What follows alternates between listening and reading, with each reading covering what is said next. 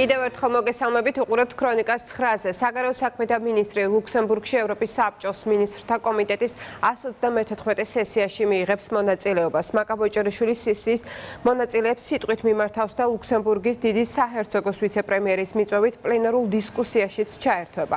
ამასთან მას ორმხრივი შეხვედრები აქვს დაგეგმილი, ბოჭერიშვილი სხვადასხვა ქვეყნის წარმომადგენელ კოლეგებს შეხვდება. მინისტერიალზე განიხილავენ მსოფლიოში არსებულ ვითარებას, ახალ გეოპოლიტიკურ კონტექსტს და ამ კონტექსტში ევროპის საბჭოს როლს, ასევე რეიკიავიკის დეკლარაციით განსახილველ საკითხებს.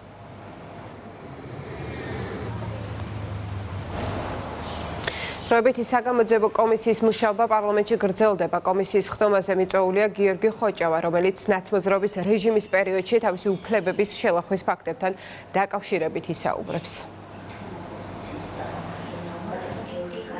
კომისიამ უკვე შეისწავლა როგორც არაერთი ცნობილი საქმე უფლებების დარღვევის შესახებ, ასევე ჩვენ ვნახეთ, რომ ძალიან ბევრი ისეთი საქმე იქნა საზოგადოების სამსჯავროზე გამოტანილი, რომლის შესახებაც საზოგადოების უდიდესი ნაწილი ამ დრომდე ინფორმირებულიც არ იყო. ეს ყველაფერი მიუთითებს იმაზე, რომ ეს არ იყო ერთჯერადი ხასიათის დანაშაულებრივი ქმედებები, ეს იყო სისტემური ხასიათის ჩამოყალიბებული დანაშაულებრივი მიზანმიმართული ქმედება საკუთარი ხალხისა და საკუთარი ქვეყნის საწინააღმდეგოდ და რეალურად ჩვენ ვხედავთ კიდევ ერთხელ დავწმუნდებით ამ კომისიის შექმნის მნიშვნელობაზე. პარლამენტი პლენარულ სხდომაზე მესამე მოსმენით კანონ პროექტებში შესატან ცვლილებებს, რომელიც ნაციონალური მოძრაობისა და მისი სატელიტი პარტიებისთვის პოლიტიკური საქმიანობის აკრძალვას ითვალისწინებს, დღეს განიხილავს. აიკრძალება იმ პარტიის შექმნა და საქმიანობა, რომლის მიზანია საქართველოს კონსტიტუციური წყობილების დამხობა, ან ძალადობით შეცვლა, ქვეყნის დამოუკიდებლობის ხელყოფა, ტერიტორიული მთლიანობის დარღვევა, ან რომელიც ეწევა ომის და ძალადობის პროპაგანდას, აღვივებს ეროვნულ, ეთნიკურ, კუთხურ, რელიგიურ ან სოციალურ შუღლს.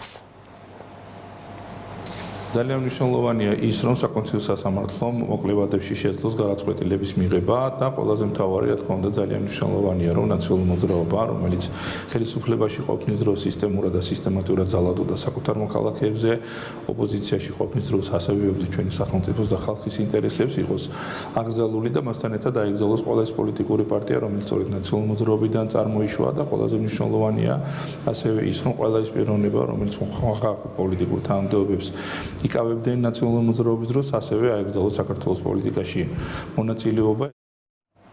მთავრობის სტრუქტურის უფლებამოსილებისა და საქმიანობის წესის შესახებ საქართველოს კანონში ცვლილებების შეტანის თაობაზე კანონპროექტთა პაკეტს პარლამენტი სესიაზე დღეს განიხილავს. კანონპროექტი ითვალისწინებს საქართველოს პრემიერ-მინისტრის მიერ გამოთქმულ მთავრობის ეფექტიანობის დეპარტამენტის სტრუქტურის შესაქმნელად საჭირო საკანონმდებლო ცვლილებებს. აღნიშნული სტრუქტურა შეიქმნება მთავრობის ადმინისტრაციაში და ამისთვის მას მიენიჭება აღმასრულებელი ხელისუფლების დაწესებულებების, სიპების და სახელმწიფოს მიერ დაფუძნებული კერძო სამართლის სამეწარმეო და არასამეწარმეო იურიდიულ პირთა გადაწყვეტილებების კონტროლის ხელშეწყობის ფუნქცია.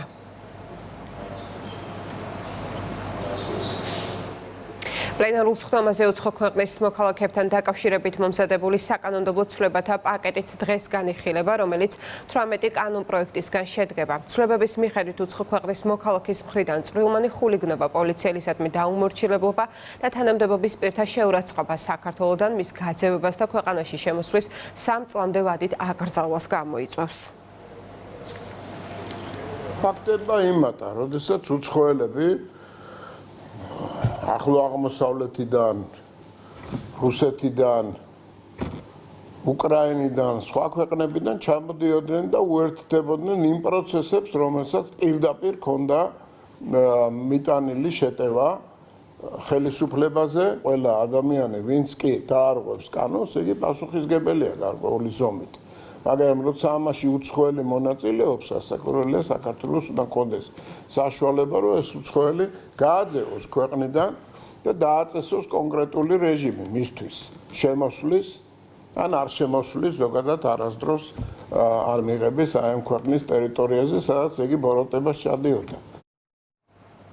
ასევე დღესვე მესამე მოსმენით განიხილავენ პარლამენტის რეგლამენტის ახალ რედაქციას და მასთან დაკავშირებულ საკანონმდებლო პაკეტს.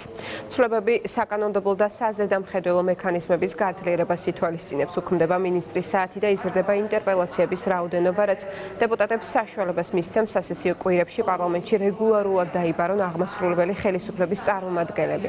ასევე იცვლება საკანონმდებლო ინიციატივის წარდგენის წესი და დროებითი კომისიები მუდმივ მოქმედი საბჭოების ნაცვლად იმოქმედებენ.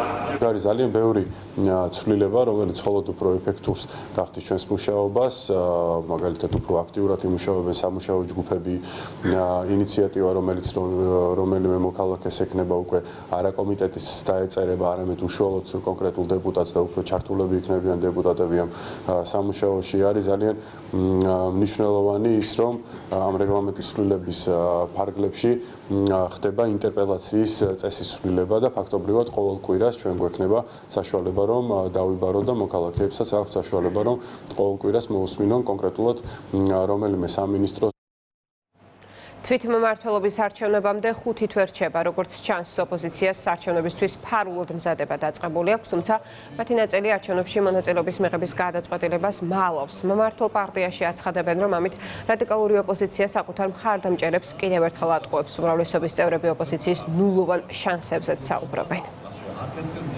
ცალკეული რადიკალური პარტიები დადიან რეგიონებში, ახდენენ შესაბამისი პარტიული რესურსის მობილიზებას, შესაბამის სემინარებს ატარებენ და ამ ყველაფერს მერე ტყუილით ცდილობენ გაასაღონ შეასაღონ საზოგადოებას თითქოს რაღაც ილუზორული საპარლამენტო განმეორებითი არჩევნებისთვის ხდება მზადება სინამდვილეში ეს არჩევნები ეხლა არ ჩატარდება, იქნება 2028 წელს და თუ კი დღესვე იწყებენ 2028 წლის არჩევნებისთვის მზადებას ეს რა თქმა უნდა ცალკე საკითხია სინამდვილეში კონკრეტული პარტიები ემზადებიან თვითმმართველობის არჩევნებისთვის და ამაზე ღიად არ საუბრობენ. კახეთში 10 წუთიანი ძლიერი სიტყვის შედეგად ახმეტის მუნიციპალიტეტის ორ სოფელში საკარმი და მონაკვეთები და ვენახები დაისეტყვა. გადაუღებელი წვიმის გამო მატანში მდინარე ადიდდა. წყლის უხვი ნაკადი სანიაღვრე არხებმა ვერ გაატარეს. პირველი საბავშვო ბაღის ეზო და 5-მდე საცხოვრებელი სახლის პირველი სართული დაიტბორა. ადგილზე მობილიზებული იყო მძიმე ტექნიკა, რომელიც გაწმენდით სამუშაოებს ატარებდა. ახმეტის მერმა, რომელიც ვითარებას ადგილზე გაიცნო, განაცხადა, რომ ზარალს შესაბამისი სამსახურები დაითვლიან. ახმეტის მუნიციპალიტეტში მოსული სტიქიის შედეგად დაგვეცეტყვა სოფლები, მოსეტყვასთან ახლდა ასევე უხვი ნალექი, რის შედეგადაც გადმოვიდა ასე ვთქვათ სანიაღვრეებიდან წყალი, დაიტბორა რამოდენიმე ეზო. ცენტრალურ გზაზე მობილიზებულია საგზაო დეპარტამენტის ტრაქტორი და მიმდინარეობს იქაც ბოგირის გაწმენდა. მოქმედებს კომისია, რომელიც ითვლის ზალას და დღის ბოლოს უკვე გვეცოდინება ამ სტიქიისგან მოყენებული ზიანის შედეგები. მთელი ნახევარსაათზე მეტი იყო ესეთი თქეში წვიმა და ესე იგი შემოდიოდა და გადიოდა როგორც ქუჩაში ის წყალი. შევარდა სახლებში წყალი, მოდიოდა ნახევარგზის აქედან მთელი ყალაზნის ხელა და დაიწბორა სახლები.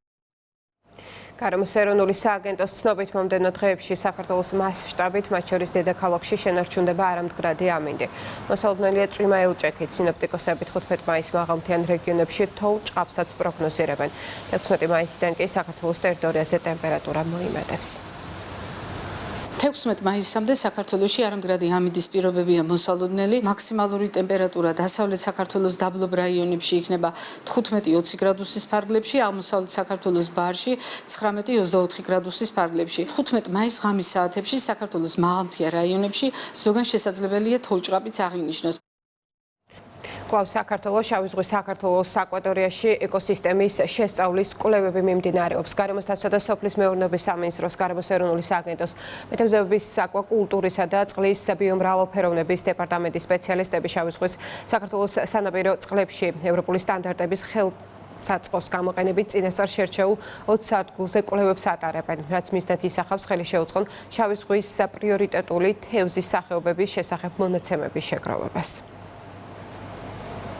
კვლევების წარმოება ძალზე მნიშვნელოვანია, რომ სრულყოფილად შეფასდეს როგორც ბიომრავალფეროვნების მაჩვენებელი, ასევე მარაგების კომპონენტი. რაც ემსახურება საბოლოო ჯამში, ასე ვთქვათ, გრადი განვითარების პრინციპების დამკვიდრებას ჩვენ სისტემაში. შავი ზღვის კატრანზე და კამბალაზე უშუალოდ გემბანზე ვახდენთ კვლევას, ვადგენთ მათ ზომას, წონას და სქესს და ესე ვთქვათ, უშვებთ უკვე უვნებლად ზღვაში ცოცხალ მდგომარეობაში. ხოლო რაც შეეხება ხონთხარას და მერლანგს, ვაგროვებთ გემბანზე სინჯებს და უკვე მოგვაქვს გარემოს ეროვნული სააგენტოს ლაბორატორიაში. ქრონიკა პირდაპირ ეთერში ზუსტად 10-ზე დაბრუნდება იმედის ეთერს კვლავ იმედის დილა განაგრძობს მე დროებით გამშვიდობებით.